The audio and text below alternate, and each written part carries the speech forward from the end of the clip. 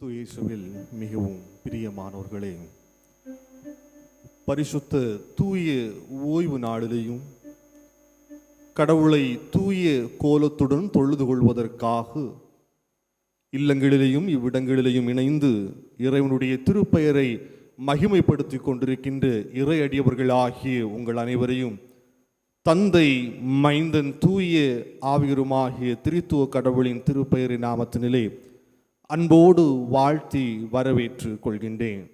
நம்மை படைத்து பாதுகாக்கும் கடவுளை நாம் இணைந்து தொழுவோமாக.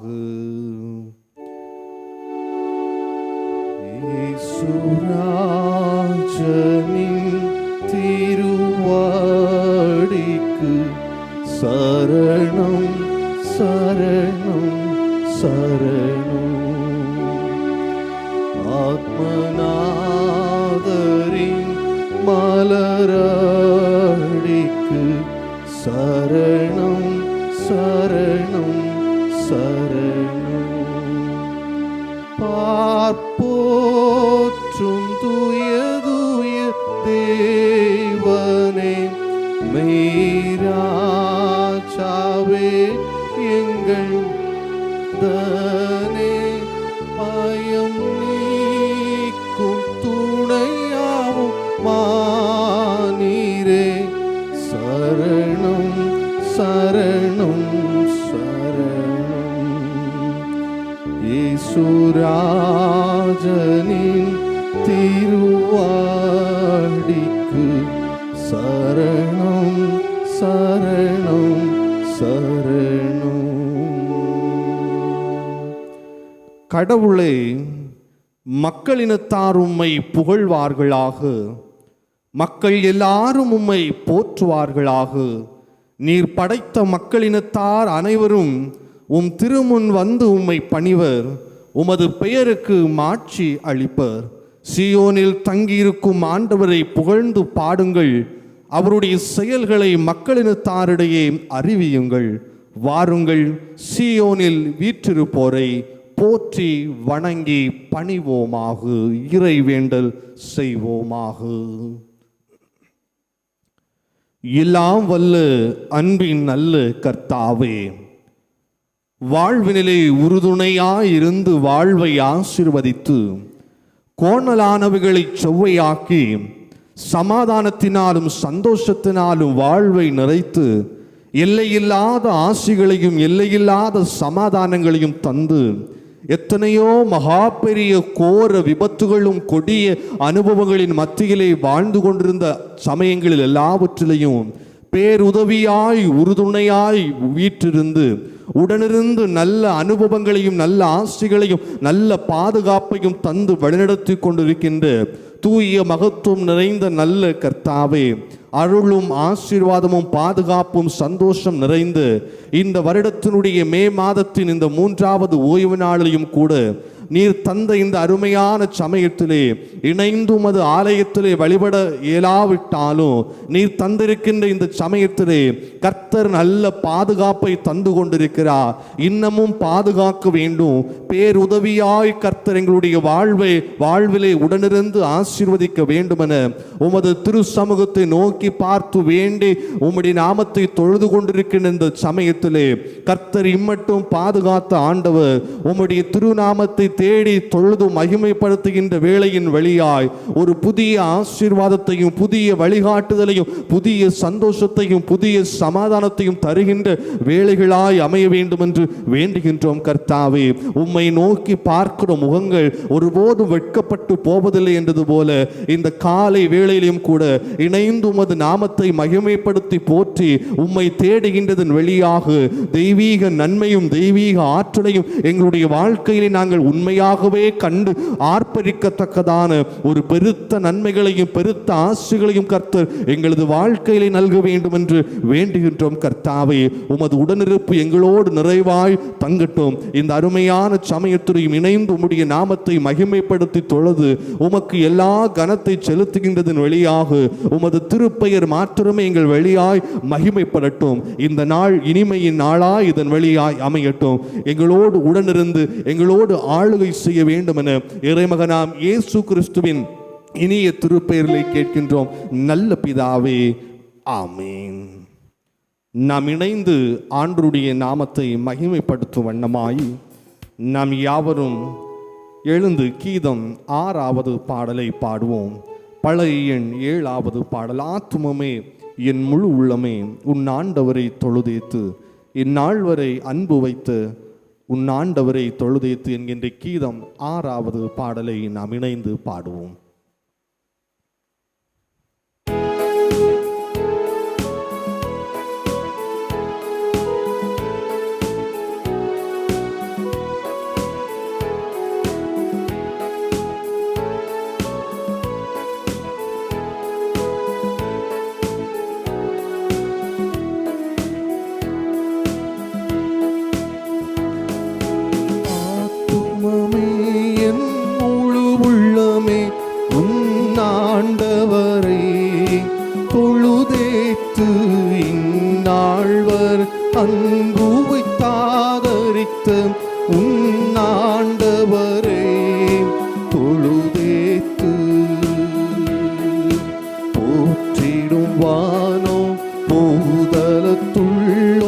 சாற்றுதற்கரிய தன்மையுள்ள போற்றிடும் வானோ பூதலத்துள்ளோ சாற்றுதற்கரிய தன்மையுள்ள ஆண்டவரை தொழுதேத்து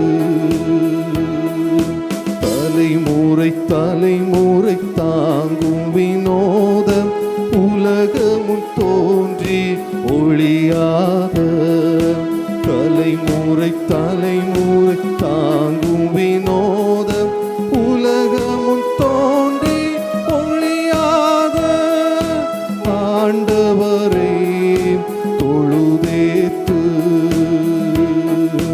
தினம் தினம் உலகில் நிசை பலவான வினை பெறும் தருளும் மேலான தினம் தினம் உலகில் நிசை பலவான வினை பொறுத்தருளும் மேலான ஆண்டவரை தொழுதேத்து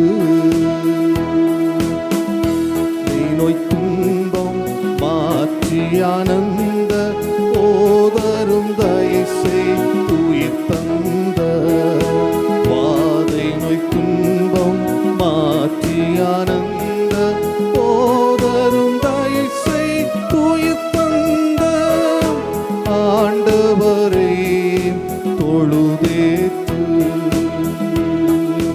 ஊற்றுணர்கிறங்கி உரிமை பாராட்டும் முற்று கிருபையினால் முடிசூட்டும் ஊற்றுணர்கிறங்கி உரிமை பாராட்டும் முற்று கிருபையினால் முடிசூட்டும் ஆண்டவரை தொழுதேத்து துதி மிகுந்தேர ஸ்தோத்தரித்தினமே இதயமே உள்ளமே என் மனமே துதி மிகும் தேர ஸ்தோத்தரித்தினமே இதயமே உள்ளமே என் மனமே ஆண்டவரை தொழுதேத்து இந்நாள்வர் அன்பு வைத்தாதரித்த ஆண்டவரை தொழுதேத்து.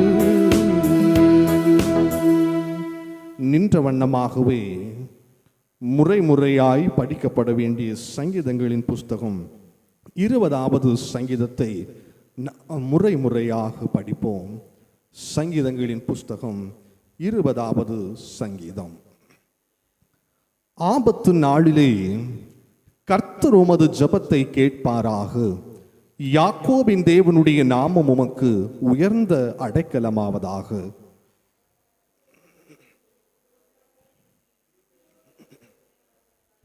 நீர் செலுத்தும் காணிக்கைகளை எல்லாம் அவர் நினைத்து உமது சர்வாங்க தகன பலியை பிரியமாய் ஏற்றுக்கொள்வாராக.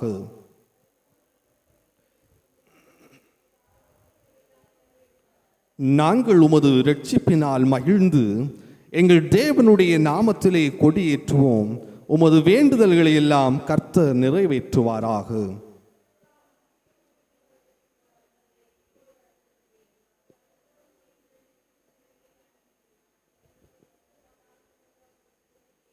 சிலர் ரதங்களை குறித்தும் சிலர் குதிரைகளை குறித்தும் மேன்மை பாராட்டுகிறார்கள். நாங்களோ எங்கள் தேவனாகிய கர்த்தருடைய நாமத்தை குறித்தே மேன்மை பாராட்டுவோம். கர்த்தாவே இரட்சியும், நாங்கள் கூப்பிடுகிற நாளிலே ராஜா எங்களுக்கு செவி கொடுப்பாராக. அமரும்.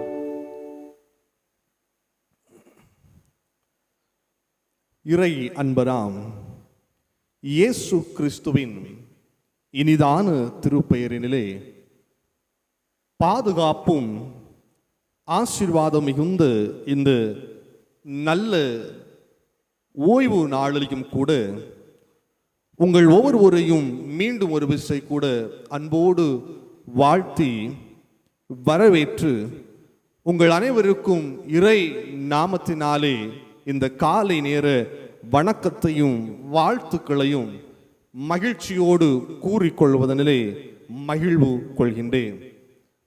கர்த்தர் தாமே நம் ஒவ்வொருவரையும் ஆசீர்வதித்து இம்மட்டும் வழிநடத்தி கொண்டிருக்கின்ற கர்த்தர் இன்னமும் காத்து நம் எல்லாரையும் சிறப்பான செயல்களிலே வழிநடத்தி உடனிருந்து தேற்றி போஷிப்பாராக. இந்த பரிசுத்த ஓய்வு நாளிலும் கூட சிந்திப்பதற்காக சற்று நேர சிந்தனைக்காய் தெரிந்து கொண்டிருக்கின்ற இறை வசனம் திருப்பிக் கொள்வோம். ஏசாயா தீர்க்கதரிசியின் புஸ்தகம் 54வது அதிகாரம் அதனுடைய 17வது வசனத்தினுடைய முதல் வசனத்தை எடுத்துக்கொள்வோம். ஏசாயா 54 அதனுடைய 17வது வசனம். உனக்கு விரோதமாய் உருவாக்கப்படும் எந்த ஆயுதமும் வாய்க்காதே போம். உனக்கு விரோதமாய் உருவாக்கப்படும் எந்த ஆயுதமும் வாய்க்காதே போம். கிறிஸ்துவுக்குள் மிகவும் பிரியமானவர்களே, இந்த நல்ல பொழுதிலேயும் இந்த திருமறை வசனத்தின் வழியாக சிந்தனைக்காக சற்று நேரம் தெரிந்து கொண்டிருக்கின்ற இறை தலைப்பு சூழ்ச்சிகளை முறியடிக்கும் கர்த்தர். சூழ்ச்சிகளை முறியடிக்கும் கர்த்தர். இந்த உலக வாழ்வு என்பது நம் எல்லாருக்கும் ஒரு கேள்விக்குறியோடு வாழுகின்ற ஒரு வாழ்வாய்தான் எல்லா நாளிலேயும் அமைகின்றது, இருந்து கொண்டிருக்கிறது. பல்வேறு விதமான ஏக்கமும் பல்வேறு விதமான கேள்விக்குறிகளோடும் பல்வேறு விதமான காரியங்களை அறிந்து கொள்ள வேண்டும், இதை எப்படி பெற்றுக்கொள்ள வேண்டும் என்று நிலைகளோடும் எதிர்பார்ப்புகளோடும் இந்த உலகினிலே வாழ்ந்து கொண்டிருக்கின்ற பொழுது நம் எல்லாரையும் சுற்றி ஒவ்வொரு நாளிலே பல்வேறு விதமான சூழ்ச்சிகள் நிறைந்தவைகளாக காணப்படுகிறதை ஒவ்வொரு தினத்திலே நாம் காண முடியும். இன்றைய தினங்களிலேயும் நம் எல்லாருக்கும் தெரிந்த வண்ணமாக உலக நாடுகள் முழுமையும் ஒவ்வொரு மனிதர்களையும் வாட்டி வதைத்து எப்படி இந்த காரியம் வந்தது, எப்படி இந்த ஒரு கோர ஒரு சம்பவம் உலகம் எங்கும் சுற்றி திரிந்து கொண்டிருக்கிறதே என்கின்ற ஒரு நீங்காத ஒரு புதிராய் ஒரு சூழ்ச்சி நிறைந்த ஒரு காரியம் அமைந்து கொண்டிருக்கிறதை நாம் எல்லாரும் அறிந்திருக்கிறோம். அதன் மத்தியிலேதான் ஒவ்வொரு நாளிலே போராட்டத்தின் மிகுதியிலே வாழ்ந்து கொண்டிருக்கிறதை நாம் காணப்படுகின்றோம். இப்படிப்பட்ட சூழ்ச்சி நிறைந்த உலகத்தின் நடுவிலே வாழ்ந்து கொண்டிருக்கிற பொழுது நம் எல்லாருக்கும் உறுதுணையாய் இருப்பது என்னவென்றால், பாதுகாப்பாய் அமைந்து கொண்டிருப்பது என்னவென்றால், நம்ம எல்லாருக்கும் கடவுள் நமது கரத்திலே தந்திருக்கின்ற வேதமே, திருமறையே நம்ம எல்லாருக்கும் பாதுகாப்பாய் அமைகின்றது. அது எப்படி இந்த திருமறை பாதுகாப்பாய் அமைகின்றது என்று பார்க்கிற பொழுது, இந்த திருமறையின் ஊடாய் உள்பகுதியிலே காணப்படுகிற களங்கமற்ற ஒவ்வொரு திருமறையினுடைய ஒவ்வொரு வசனமே நம்ம எல்லாருடைய வாழ்விலையும் அன்றாட நாளிலே பாதுகாப்பாய் அமைகிறதை நாம் காண முடியும். இந்த காலை நேரத்திலையும் கூட நாம் படித்த இந்த ஏசாயா 54வது அதிகாரம் அதனுடைய 17வது வசனத்திலே நாம் படித்ததை போல, உனக்கு விரோதமாய் உருவாக்கப்படும் எந்த ஆயுதமும் வாய்க்காதே போம். இந்த வசனம், இந்த வார்த்தை மனிதர்களாகிய நம்ம எல்லாருக்கும் ஒரு ஆறுதலை தருகின்ற ஒரு வார்த்தையாக அமைகின்றது. குறிப்பாக வேதத்திலே அநேக வசனங்கள் நிரம்பி இருக்கிறது. வார்த்தைகளினால் வடிவம் கொடுத்து அநேக வசனம் நிறைந்திருக்கிறதை நம்ம எல்லாரும் படிக்கின்றோம். அதை ஒவ்வொரு நாளிலும் தியானித்து கொண்டிருக்கிறோம். இப்படி அநேக வசனங்கள் நிறைந்திருந்தாலும் முழுமையான வேதத்திலே கொடுக்கப்பட்டிருக்கிற ஒவ்வொரு திருமறை வசனமும் மனிதர்களாகி நம் ஒவ்வொருவருக்கும் கையாளுகின்ற ஒரு வசனம்தான் கொடுக்கப்பட்டிருக்கிறது. அதிலேயும் நம்ம எல்லாருக்கும் சில பகுதிகள் பிடித்த ஒரு பகுதியாக காணப்படும், பிடித்த வசனமாக கூட நாம் காணப்படும். அந்த பிடித்த வசனத்தை தான் ஒவ்வொரு நாளையும் நாம் பிடித்து நாம் நித்திரை செய்கின்ற பொழுதும், நித்திரையிலிருந்து எழுகின்ற பொழுதும், பணிகளை செய்கின்ற பொழுதும், யாத்திரைகளிலே போகின்ற பொழுதும் அந்த பிடித்த வசனத்தை நம்முடைய மனதிலே கூறிக்கொண்டே நாம் செல்லுவது உண்டு.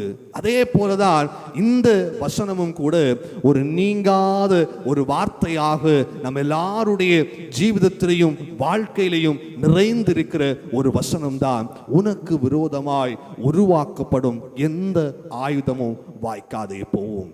தீர்க்கன் வழியாக பல்வேறு வித சூழல்களிலே, பல்வேறு வித சூழ்நிலைகளிலே தோய்ந்து போய் வருத்தத்தோடு எங்களுடைய ஜீவிதம் இனிமேல் எந்த ஒரு புதிய மாற்றத்தையும் பெற்றுக்கொள்ள முடியாது, எங்களுடைய சந்ததிகள் இனிமேல் நன்மையான அனுபவத்தை கண்டுகொள்ள முடியாது, எங்களை சுற்றிலும் சூழ்ச்சி நிறைந்தவைகளாய் இருக்கிறது என்கின்ற ஒரு கவலைகளோடு கேள்விக்குறியோடு வாழ்ந்த கூட்ட ஜனத்திற்கு தான் ஏசாயா தீர்க்கன் வழியாக உரைத்த ஒரு வசனம்தான் இந்த வார்த்தை, மீண்டும் உங்களை கட்டுவேன். உங்களுக்கு எதிராக எந்தெந்த சூழ்ச்சிகள் உங்கள் கூட்டத்தை சுற்றி இருந்து கொண்டிருக்கிறதோ அந்த சூழ்ச்சிகளை நான் என்ன செய்வேன் என்று இங்கே ஆண்டு கடவுள் சொல்லுகிறார் என்றால், அவைகளை உங்களுக்கு முன்பதாய் உருவாக்குகின்ற பொழுது, உருவாக்கப்படுகின்ற பொழுது அது எப்படி போகும் என்கிறார், வாய்க்காமல் போகும் என்கின்றார். பாருங்க, இந்த வசனத்திலே நம்ம எல்லாருக்கும் தெரியும் ஆயுதமும். அந்த ஆயுதம் என்கின்ற வார்த்தையை நாம் பார்க்கிற பொழுது, அந்த ஆயுதம் என்கின்ற அந்த சொல் அது கூர்மை நிறைந்த ஒரு வார்த்தையாய் அமைகிறது.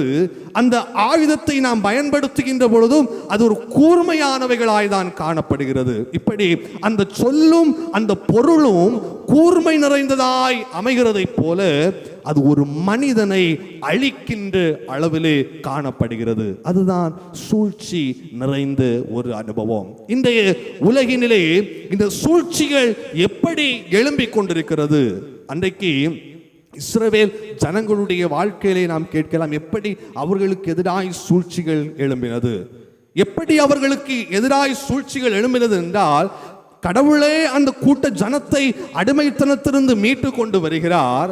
ஆனால் இப்படி தன் ஜனத்தின் மீது அவர் எல்லா விதத்திலையும் பாசம் வைத்து அடிமைத்தனத்திலிருந்து மீட்டு வருகின்ற வேளையிலே அவர்களை சுற்றி சூழ்ச்சிகள் எழும்புவதற்கு காரணம் எப்படி அமைந்தது என்றால், அவர்களாகவே அநேக இடத்திலே அவர்கள் பெற்றுக்கொள்கின்ற அளவிலே காணப்படுகிறது.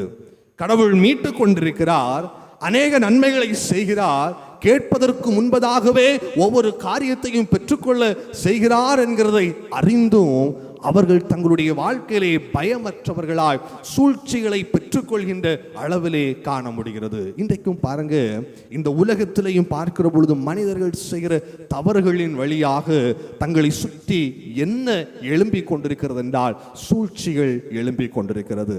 அது மாத்திரமல்ல, இன்றைய நாட்களிலே பார்க்கிற பொழுது ஒருவருக்கு எதிராக சூழ்ச்சிகளை செய்ய வேண்டும் என்கின்ற அனுபவத்திலே தான் இன்றைய உலகமும் உலகத்திலே வாழ்கின்ற மனிதர்களும் ஒருவருக்கு எதிராக சூழ்ச்சிகளை செய்வதற்காக பிரயாசப்படுகிறார்கள், ஆயத்தப்பட்டு கொள்கிறவர்களாய் காணப்படுகிறார்கள். வேதத்திலே நம்ம எல்லாருக்கும் தெரிந்த ஒரு வசனம் அழகாக காணப்படுகிறது. ஒரு பகுதி, ஒரு மனிதனுக்கு எதிராக ஒரு மனிதன் என்ன செய்கின்றான் என்றால் சூழ்ச்சி ஏற்படுத்துகிறதை வேதத்திலே நாம் காண்கின்றோம். நம்ம எல்லாருக்கும் தெரிந்த பகுதி எஸ்தர் புஸ்தகத்திலே 6வது அதிகாரத்திலே பார்க்கிற பொழுது அங்கே அரசன் ஆமான் என்கின்ற மனிதனுக்கு என்ன கொடுக்கிறார் என்றால், மற்ற மனிதர், அதாவது மற்ற கூட இருந்த பணியாளர்களை விட இந்த ஆமானை என்ன செய்கிறார் என்றால் சற்று ஒரு கணம் என்ன செய்து வைக்கிறார், மேற்படியிலே வைக்கிறார், உயர்த்தி வைக்கிறார். மற்றவர்கள் இவரிடத்திலே பணியத்தக்கதான ஒரு பகுதி மேற்படியிலே இந்த ஆமானை என்ன செய்கிறார் என்றால் ராஜா வைக்கிறார். இந்த ஆமான் இதை பெற்ற அந்த கனத்தை இதே போல வழக்கமாக எல்லாரும் செய்ய வேண்டும் என்று நினைத்து இது ஒவ்வொரு நாளிலையும் மற்றவர்கள் தனக்கு கனத்தை கொடுப்பதை இந்த ஆமான் எதிர்பார்க்கிறான். இந்த சமயத்தில் தான் நடக்கிறது. இல்லங்களிலே சென்று அந்த எஸ்தர் 6வது அதிகாரத்தை நீங்கள் படித்துக் கொள்ளுங்கள். இங்கு நடக்கிற ஒரு காரியம், மொர்கதா என்கின்ற ஒரு மனிதனை நாம் பார்க்கிறோம். இந்த மனிதன் இந்த ஆமானை என்ன செய்யவில்லை என்றால் கனம் கொடுக்கவில்லை, அந்த ஆமானுக்கு வணக்கம் செலுத்தவில்லை. இந்த ஆமான் என்ன செய்கிறார் என்றால் மொர்கதாய் மீது கடும் கோபம் கொண்டு ராஜாவினிடத்தில் ஏதாயிலும் ஒரு தந்திரமான சூழ்ச்சிகளை கூறி இந்த மொர்கதாயை என்ன செய்ய வேண்டும் என்று சூழ்ச்சி விடுகிறார்.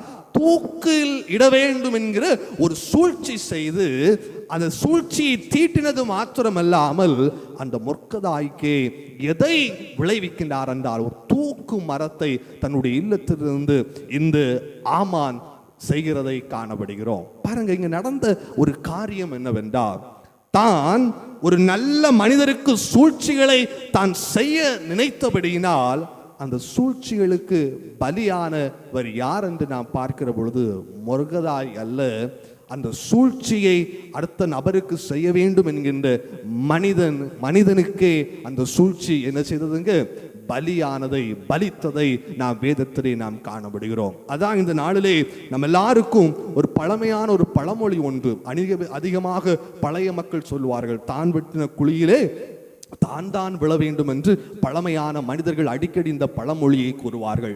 இங்கேயும் இந்த ஆமான் சூழ்ச்சிகளை மொர்கதாய்க்கு விளைவு செய்ய வேண்டும், அவனை தூக்கிலிட வேண்டும் என்று தானே ஒரு காரியத்தை, சூழ்ச்சியை ஏற்படுத்துகிற பொழுது அது அவனுக்கே அந்த சூழ்ச்சி பலித்ததை காணப்படுகிறோம். பாருங்கள், இந்த நாளிலேயும் உலகம் முழுமையும் சூழ்ச்சி நிறைந்தவைகளாய் காணப்படுகிற பொழுது, உலகத்திலேயும் பல்வேறு விதமான பாடுகளும் சூழ்ச்சிகளின் மத்தியிலையும் நாம் வாழ்ந்து கொண்டிருக்கிற பொழுது நம்முடைய வாழ்க்கையை நாம் என்ன செய்ய வேண்டும் என்றால் கலங்க வேண்டாம்.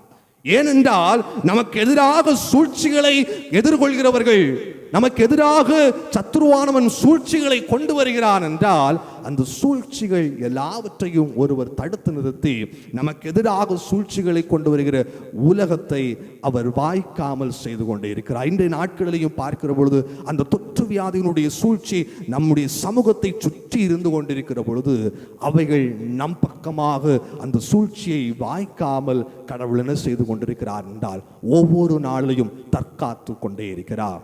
பாருங்க, இப்படிப்பட்ட சூழ்ச்சிகளை மனிதன் இன்றைக்கு உலகினிலே செய்கின்ற பொழுது அது தனக்கே அந்த சூழ்ச்சி உருவாக்க செய்யப்படுகிறது என்கிறதை அறியாமல் இருக்கிறார். இதற்கு உதாரணமாய் பார்க்கிற பொழுது நம்ம எல்லாரும் கழிந்த நாட்களிலே செய்தித்தாட்களிலே நாம் படித்திருப்போம், செய்திகளிலே கவனித்திருப்போம்.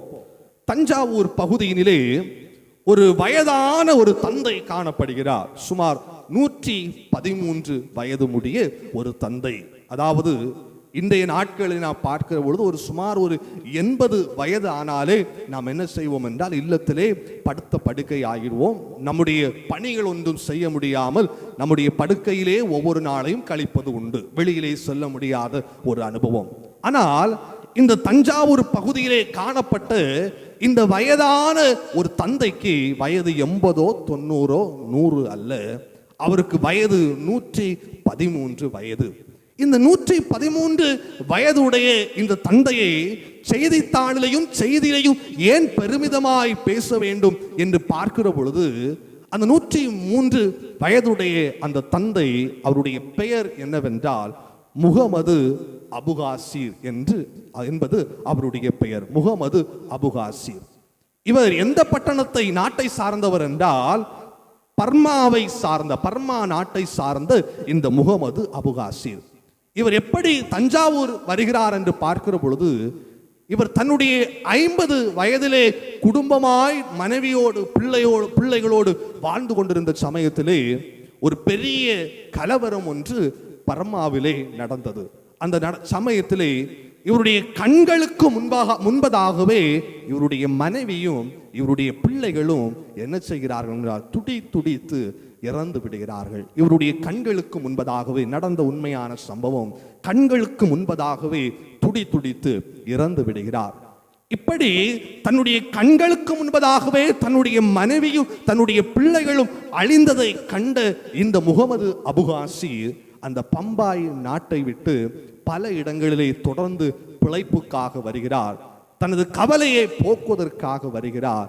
கடைசியில் இறுதியாக அவர் தஞ்சாவூர் பகுதியிலே வந்து அடைந்து ஒரு சிறிய ஒரு அறைகளிலே அவர் தங்கி இருக்கிறார். என்ன செய்தார்? அந்த 113 வயதிலே வரையிலும் அவர் செய்த ஒரு மிகப்பெரிய காரியம் என்னவென்றால், அந்த சமயத்திலும் கூட தன்னுடைய முதுமையின் அனுபவத்தை பொருட்படுத்து தன்னுடைய தனிமையிலையும் மற்றவருடைய கரத்திலே ஒரு காரியத்தை எதிர்பார்க்காமல் தானாகவே உழைக்கிறார். என்ன உழைக்கிறார் என்றால், சிறு இஞ்சி முட்டாய், தேங்காய் முட்டாய்களை தன்னுடைய சிறு அறைகளிலே அவர் தயார் செய்து அதை பல கிலோமீட்டர் தூரம் ஒரு சிறு ஓலை பெட்டியிலே வைத்து நடந்து சென்றே பிள்ளைகளுக்கு என்ன செய்கிறார் என்றால் விவரிக்கிறார். நாளடைவிலே அவருடைய பெயர் எப்படி மாற்றப்படுகிறது என்றால் மிட்டாய் தாத்தா என்கின்ற பெயரோடு அவர் இன்றைக்கும் வாழ்ந்து கொண்டிருக்கிறார். அவருடைய வயது 113 வயது. ஏன் இந்த காரியத்தை கூறுகிறேன்? இந்த உண்மையான சம்பவத்தை நாம் பார்க்கிற பொழுது, இன்றைய உலகம் ஒரு மனிதனுடைய வளர்ச்சியை கண்டு பொறாமைப்பட்டும், ஒரு மனிதனுடைய வளர்ச்சியை கண்டு பல சூழ்ச்சிகளையும் அந்த மனிதனுக்கு எதிராக எதிரெடுத்து கொண்டிருக்கிற பொழுது, இந்த மனிதனோ மற்றவருடைய கரத்தை ஏந்தாமல் தன்னுடைய இருக்கின்ற அந்த பலத்தை வைத்து அந்த முதுமையின் அனுபவத்திலே உழைத்து உண்ணுகின்றவராய் காணப்படுகிறார். இன்றைய உலகத்திலே நாம் வாழ்ந்து கொண்டிருக்கிற பொழுது எப்படி காணப்பட்டு கொண்டிருக்கிறோம்? உலகத்திலே சூழ்ச்சிகள் நிறைந்தவைகளாயிருக்கிற பொழுது நாமும் சூழ்ச்சிகளை வைத்து கையாளுகின்ற மானிடர்களாய் இருக்கிறோமா? இல்லை, சூழ்ச்சிகளின் மத்தியிலே வாழ்ந்து கொண்டிருக்கிற பொழுது அந்த சூழ்ச்சிகளை மற்றவர்களுக்கு செய்யாமல் நாம் கடவுள் நம்மோடு இருக்கிறார், எனக்கு எதிராக வருகிற சூழ்ச்சிகளை அவர் வாய்க்காமல் செய்வார் என்கின்ற அனுபவத்திலே காணப்படுகிறோமா? எப்படி காண்கிறோம்? எப்படி வாழ்ந்து கொண்டிருக்கிறோம் என்கின்ற அனுபவத்திலே வாழ்வோம். பாருங்க, அன்றைக்கு ஆண்டவராகிய இயேசு கிறிஸ்து சிலுவையிலே தன்னுடைய பாடுகளை ஏற்றுக்கொள்வதற்கு முன்பதாக அவர் என்ன செய்கிறார் என்றால், எருசலேம் நகரத்தை நோக்கி என்ன செய்கிறார்? கண்ணீர் விடுகிறார். காரணம் என்ன? எந்த குற்றவாளிகளையும் எந்த பொல்லாத சூழ்ச்சிகளையும் செய்யாத இவரை என்ன செய்ய வேண்டும் என்று முழக்கமிட்டார்கள்? சிலுவையிலே அறைய வேண்டும் என்று முழக்கமிட்டார்கள். சூழ்ச்சிகள் பாருங்க, நடந்த காரியம் தெரியும். ஏன் அவர் கண்ணீர் விட்டார்? வருகிற நாட்களிலே பார்க்கிற பொழுது அந்த நகரத்திலே மகா பெரிய கொடும் துன்பங்களை கண்டுகொள்கிறார்கள். காரணம் என்ன? ஒரு நல்லவருக்கு எதிராய் செய்த சூழ்ச்சி, ஒரு நல்ல மனிதருக்கு எதிராய் செய்த சூழ்ச்சி. இன்றைக்கும் இந்த உலகத்திலே வாழுகிற பொழுது நமக்கு எதிராய் சூழ்ச்சிகள் இருந்தாலும் கவலைப்பட வேண்டாம். அன்றைக்கு இஸ்ரவேல் ஜனத்தாருக்கு கடவுள் சொன்ன காரியம், மீண்டும் உங்களை கட்டுவேன், நீங்கள் சிதறடிக்கப்பட்டவர்களாய் இருக்கிறீர்கள் என்றால் மீண்டும் உங்களை இணைப்பேன் என்றுதான் இந்த வார்த்தையை கூறுகிறார். உங்களுக்கு எதிராகி விரோதமாய் உருவாக்கப்படும் எந்த ஆயுதமும் வாய்க்காதே போகும். இன்றைக்கும் அந்த கூட்ட ஜனத்தை போல சிதறடிக்கப்பட்ட அனுபவத்தில் இருக்கிறோம் என்றால், சூழ்ச்சிகளின் மத்தியிலே வாழ்ந்து கொண்டிருக்கிற பொழுது கடவுள் நமக்கு ஆறுதலின் வார்த்தையாய் தருகின்ற வசனம்தான் இந்த ஏசாயா 54:17. உங்களுக்கு எதிராய் உருவாக்கப்படும். எந்த ஆயுதமும் வாய்க்காதே போகும். ஆகவே இந்த உலகத்திலே வாழுகிற பொழுது நாம் உள்ளம் கலங்க வேண்டாம். சூழ்ச்சிகளின் மத்தியிலே அச்சத்தோடு வாழ்ந்து கொண்டிருக்கிற பொழுது நாம் பயப்பட வேண்டாம். காரணம், இறை துணை நம் அனைவரோடு இருக்கிறது. இறைவன் தாமே இந்த வார்த்தையின் வழியாக நம் ஒவ்வொருடைய வாழ்வையும் தற்காத்து ஆசீர்வதித்து எல்லா நன்மையும் எல்லா பிரதிபலன்களையும் தந்து கர்த்தரே நன்மையான காரியத்தை நம் எல்லாருடைய வாழ்விலையும் வாய்க்க செய்வாராக. இறைவன் தாமே தொடர்ந்துள்ள வாழ்க்கையும் நாளிலையும் நன்மைக்கு ஏதுவான செயல்களை தருவாராக. ஆமென்.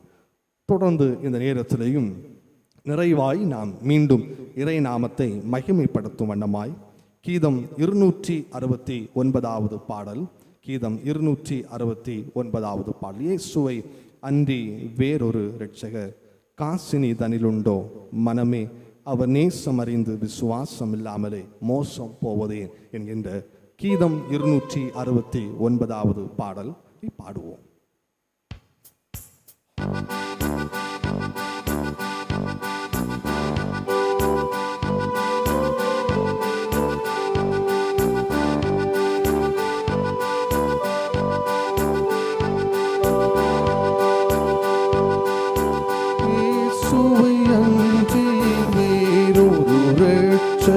காசி தனிலுண்டோ மனமே, காசினி தனிலுண்டோ, அவனே சமறிந்து விசுவாசமில்லாமலே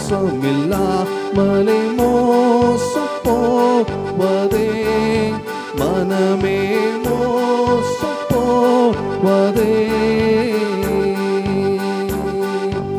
ஆதமவை செய்த பாதகம் தொலைந்திட பூதலம் வந்ததா, மனமே பூதலம் வந்ததா, கொடுஞூதர்களால் பல வாதைகள் கொண்டு திவ்ய போதகம் செய்ததா, மனமே போதகம் செய்ததா. இந்த வாழ்வு கரநிந்தை என்றுனது சிந்தை தெளிந்திருந்தோம், மனமே சிந்தை தெளிந்திருந்தோம். ஐயோ பந்த பாச மதில் நொந்து நாள்தோறும் அலைந்து திரிவதே, மனமே அலைந்து திரிவதே. மீதின் போதரித்தா பரஞ்சோதி போற்றி செய், மனமே சோதி போற்றி செய். செய்தால் பாதகம் போல் மோட்ச சாதகம் நாமென்று வேதமுறை குதல்லோ, மனமே வேதமுறை குதல்லோ. இயேசுவை அன்றி வேறொரு இரட்சகர் காசினி தனிலுண்டோ, மனமே காசினி தனிலுண்டோ, அவனே சமறிந்து விசுவாசம் இல்லாமல் மோசம் போவதே, மனமே மோசம் போவதே. தொடர்ந்து நாம் இறைவேண்டல் செய்வோமாக, ஜெபிப்போம். இந்த உலகினிலே வாழ்கின்ற சமயத்திலே எத்தகைய சூழ்ச்சிகள் உங்களுக்கு முன்பதாய் வைக்கப்பட்டாலும், எப்படிப்பட்ட பெரும் துயரம் உங்களுடைய வாழ்க்கையிலே வந்து சேர்ந்தாலும், எந்த நிலையிலையும் உள்ளம் கலங்க வேண்டாம். உங்களோடு இருக்கின்ற கர்த்தர் பெரிய காரியத்தை செய்வார். உங்களை ஆசீர்வதிப்பார். வேண்டிய நன்மையை காண செய்வார். சந்தோஷத்தை தருவார். சமாதானத்தை தருவார். சிதறடிக்கப்பட்டிருக்கின்ற உங்களது வாழ்க்கையை கர்த்தர் மீண்டும் துளிர்க்க செய்து, உங்களுக்கு எதிராய் எதிர்பட்ட எப்படிப்பட்ட சூழ்ச்சிகளாய் இருந்தாலும் உங்களுக்கு விரோதமாய் உருவாக்கப்படும் எல்லா ஆயுதத்தையும் வாய்க்காமற் போக செய்வார் என்ற அனுபவத்தை போல நமது வாழ்க்கையிலும் காணப்படுகிற எப்படிப்பட்ட சூழ்ச்சிகளாயிருந்தாலும் கர்த்தர் மாற்றி தருகிறவராய் காணப்படுகிறார் அல்லவோ. இந்த அருமையான பரிசுத்த நாட்களில் வைக்கப்பட்டிருக்கிற பொழுது இந்த பரிசுத்த ஓய்வு நாளையும் கூட கர்த்தருடைய சமூகத்தை ஒவ்வொரு நாளையும் தேடுகின்றோம். கர்த்தர் பல விடுதலை தர வேண்டும் என்று எண்ணுகின்றோம். ஆனாலும் இயல்பான சூழல்களை இன்னமும் பெற்றுக்கொள்ள முடியாத ஒரு அனுபவத்தில் இருந்தாலும் கர்த்தர் இப்படிப்பட்ட கொடும் சூழ்ச்சிகளும் கொடும் பள்ளத்தாக்குகளும் கொடும் துயரங்களும் நிறைந்த உலகத்திலே வாழ்கிற பொழுது ஒவ்வொரு நாளையும் கர்த்தர் நம்மை தாங்குகின்றாரே. கர்த்தர் நம்முடைய வாழ்க்கையை ஒவ்வொரு நாளும் கருத்தாய் ஏந்துகின்றாரே, வழிநடத்துகின்றாரே. இன்றைக்கும் பணிகளை செய்வதற்குரிய நல்ல ஆசைகளையும் நல்ல நன்மைகளையும் காண செய்து கொண்டிருக்கிறார் அல்லவோ. இந்த அருமையான நல்ல நேரத்திலையும் கூட ஆண்டுடைய சமூகத்தை நோக்கி பார்த்து தேடுகிற பொழுது நம்முடைய தேடுதலுக்கு கர்த்தர் நன்மையான ஈவுகளை தருகிறவராய் இருக்கிறார் அல்லவோ. இந்த நேரத்திலையும் கர்த்தரை நோக்கி பார்த்து முறையிடுவோம், கர்த்தரை நோக்கி பார்த்து கேட்போமே. எல்லாவற்றையும் நன்மைக்கு ஏதுவாய் செய்கின்ற கர்த்தாவை அவ்வண்ணமாய் தம்முடைய மக்களை கர்த்தர் ஆசீர்வதிப்பீராக. தமக்களுடைய வாழ்க்கையை ஒவ்வொரு நாளையும் பராமரிப்பீராக. வேண்டிய சுகம் பலன் ஆரோக்கியத்தை நன்மைக்கு ஏதுவாய் வழங்குவீராக. இந்த உலகத்திலே வாழுகிற பொழுது எத்தனையோ வருத்தங்களோடு பிரச்சனைகளோடு சூழ்ச்சிகளோடு பாடுகளோடு போராட்டங்களோடு தம்முடைய ஜனம் ஒவ்வொரு நாளையும் வாழ்ந்து கொண்டிருக்கிறார்கள். கர்த்தாவே, எங்களுடைய கசப்பான சூழல் என்றைக்கு மறையும்? ஒரு இனிமையான வாழ்வை என்றைக்கு நாங்கள் பெற்றுக்கொள்வோமோ என்கின்ற எதிர்பார்ப்போடு சிந்தைகளோடு தம்முடைய ஜனம் வாழ்ந்து கொண்டிருக்கிற பொழுது கர்த்தர் தம்முடைய ஜனத்தை தேற்றுவீராக, பாதுகாப்பீராக. வருத்தங்கள் மறையட்டும், சஞ்சலங்கள் போகட்டும், வியாதிகள் நீங்கட்டும், கொடுமையான அனுபவங்கள் மறைய வேண்டும் என்று வேண்டுகின்றோம். கர்த்தாவே, ஒவ்வொரு நாளையும் கர்த்தர் பாதுகாத்து கொண்டிருக்கிறேன். கழிந்து போன வாரங்களிலே பார்க்கிற பொழுது தம்முடைய மக்களை விசேஷமாய் பாதுகாத்தி சென்ற இடங்களிலிருந்து பத்திரப்படுத்தினீர். எத்தனையோ தொற்று வியாதிகள் சமூகங்கள் இருந்தாலும் அந்த தொற்று நோய்களிலிருந்து சென்ற இடங்களிலும் வந்த இடங்களிலும் நீங்களாக்கி விடுவித்து கர்த்தரே உடனிருந்து இரக்கம் செய்கிறவராய் பெரிய அற்புதத்தையும் பெரிய அதிசயத்தையும் செய்தீர். கர்த்தாவே, அவ்வண்ணமாய் தம் ஜனத்தை இம்மட்டும் பாதுகாத்ததை போல இன்னமும் பாதுகாத்து வேண்டிய நன்மைகளை காண செய்வீராக.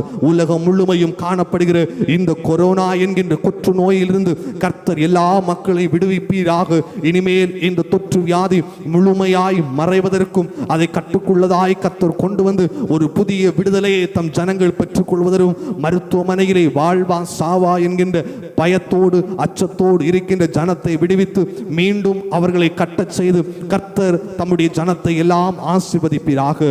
சிறப்பாக எங்களுடைய நாட்டுக்காய் ஜெபிக்கிறோம். எங்களுடைய தேசத்தையும் கர்த்தர் கண்ணோக்கி பார்ப்பீராக. எங்களது தமிழ்நாட்டை கண்ணோக்கி பாரும், எங்களது மாவட்டத்தை கர்த்தர் கண்ணோக்கி பாரும். இப்படிப்பட்ட தொற்று நோயிலிருந்து எந்த அழிவுகளும் எந்த பாதிப்புகளும் ஏற்படாமல் கர்த்தர் விசேஷமாய் பொதிந்து பாதுகாப்பீராக. அவ்வண்ணமாக எங்களுடைய திருச்சபையினுடைய ஒட்டுமொத்த மக்களையும் கர்த்தர் பாதுகாரும். திருச்சபையிலே காணப்படுகிற சிறு குழந்தைகள் முதல் வயதான பெற்றோர்கள் வரையிலையும் கர்த்தர் பேர் பேராய் ஆசீர்வதித்து ஒவ்வொரு மக்களையும் இப்படிப்பட்ட வியாதியிலிருந்து விலக்கி பாதுகாக்க வேண்டும் என்று வேண்டுகிறோம். கர்த்தாவே, எங்களுக்காய் ஒவ்வொரு நாளையும் உழைத்து கொண்டிருக்கிற மருத்துவர்களுக்காய் ஜெபிக்கிறோம், காவல்துறைகளுக்காய் ஜெபிக்கிறோம், தன்னார்வ தொண்டாளர்களுக்காய் ஜெபிக்கிறோம். எல்லாரையும் கர்த்தர் பாதுகாப்பீராக, பொறுப்படுத்திக் கொள்வீராக. விசேஷமாய் இந்த வாரம் முழுமையும் தம் ஜனங்களை விசேஷமாய் கர்த்தர் பயன்படுத்துவீராக. சூழ்ச்சி நிறைந்த உலகத்தில் இருக்கிற பொழுது இந்த வாரங்களில் தம்முடைய மக்களுக்கு எந்த சூழ்ச்சியான அனுபவங்களும் எதிர்கொள்ளாமல் கர்த்தர் அவைகளிலிருந்து மாற்றி விடுவித்து இந்த வாரத்திலே புது புது பணிகளை பெற்றுக்கொள்ளட்டும்.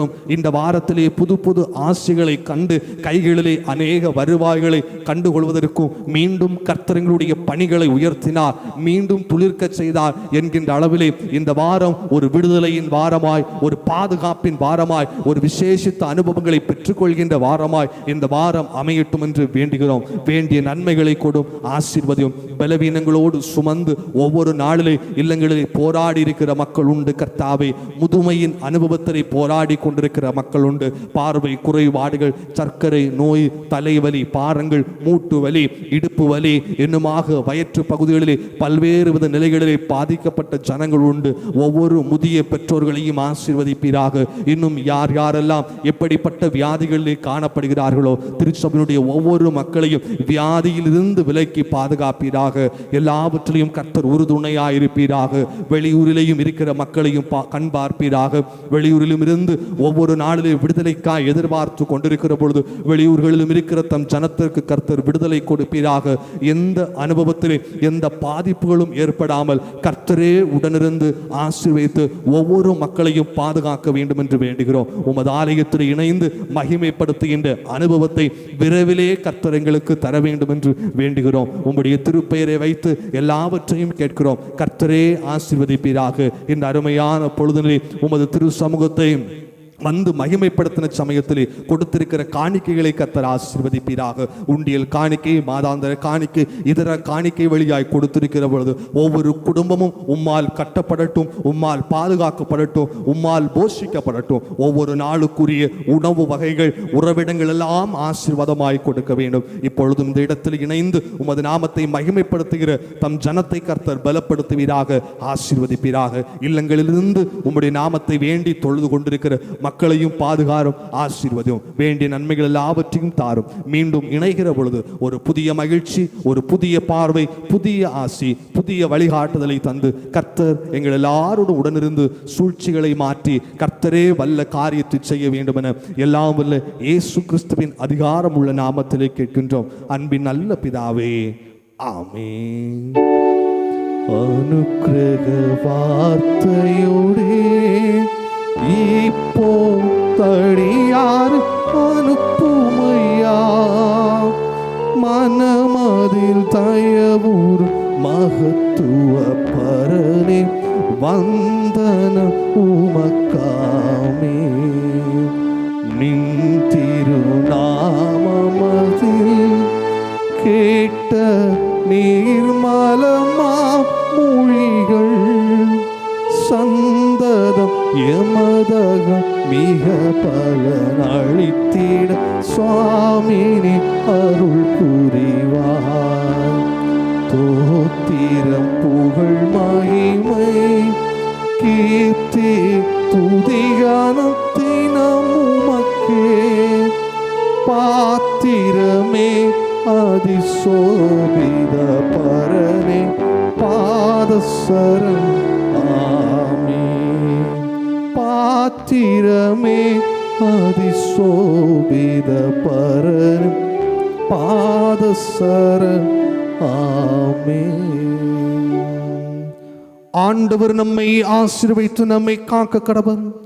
ஆண்டவர் தம்முடைய முகத்தை நம்மேல் பிரகாசிக்கப்படி நம்மேல் கிருபையாயிருக்க கடவர்.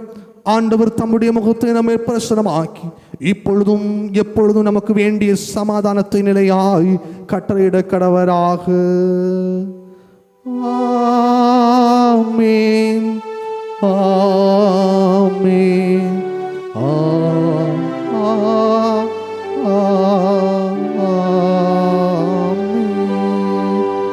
ஆண்டவர் உங்களோடு இருப்பாராக, நம்மோடு இருப்பாராக. சமாதானத்தோடு புறப்பட்டு செல்லுங்கள். கர்த்தருடைய நாமத்தினாலே ஆமென்.